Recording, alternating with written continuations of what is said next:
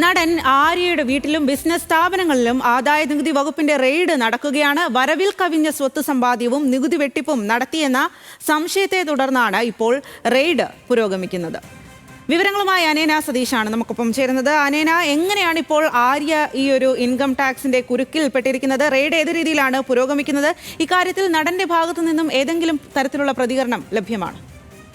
Swathi, Dubai ആസ്ഥാനമായി പ്രവർത്തിക്കുന്ന Seashell restaurant ശൃംഖല കേന്ദ്രീകരിച്ച് നടത്തുന്ന പരിശോധനയാണ് ഇപ്പോൾ ആര്യയിലേക്കും എത്തി നിൽക്കുന്നത്. ആര്യയ്ക്ക് ഈ സ്ഥാപനവുമായി സാമ്പത്തിക ഇടപാടുണ്ടെന്ന വിവരത്തെ തുടർന്നാണ് ഇപ്പോൾ ചെന്നൈയിലും പരിശോധന നടത്തുന്നത്.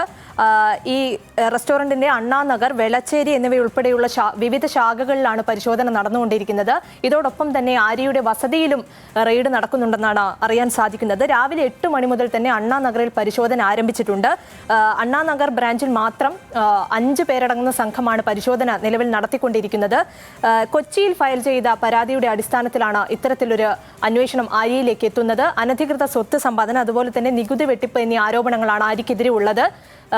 ഈ ആര്യ ഈ പറഞ്ഞ 2 ബ്രാഞ്ചുകളും മുൻപ് ആര്യയുടെ ഉടമസ്ഥതയിലുള്ളതായിരുന്നു. പിന്നീട് ഇത് ഇയാൾ തലശ്ശേരി സ്വദേശിയായ ഒരു വ്യക്തിക്ക് വിൽക്കുകയും അദ്ദേഹത്തെ കേന്ദ്രീകരിച്ച് ഇപ്പോൾ പരിശോധനകൾ നടന്നു വരികയാണ്. ആ അന്വേഷണമാണ് ഇപ്പോൾ ആര്യയിലേക്ക് എത്തി നിൽക്കുന്നത്. ഇത് സംബന്ധിച്ച് ആര്യ പ്രതികരണങ്ങളൊന്നും തന്നെ നടത്തിയിട്ടില്ല. റെയ്ഡ് എന്തായാലും രാവിലെ മുതൽ തുടങ്ങിയ റെയ്ഡ് എന്തായാലും ഇപ്പോഴും പുരോഗമിച്ചു കൊണ്ടിരിക്കുകയാണ്. ബാക്കി വിശദാംശങ്ങളൊന്നും നമുക്ക് ലഭ്യമല്ല. ആര്യ ഇതിനോട് ഇതുവരെ പ്രതികരിച്ചിട്ടുമില്ല. സ്വാതി.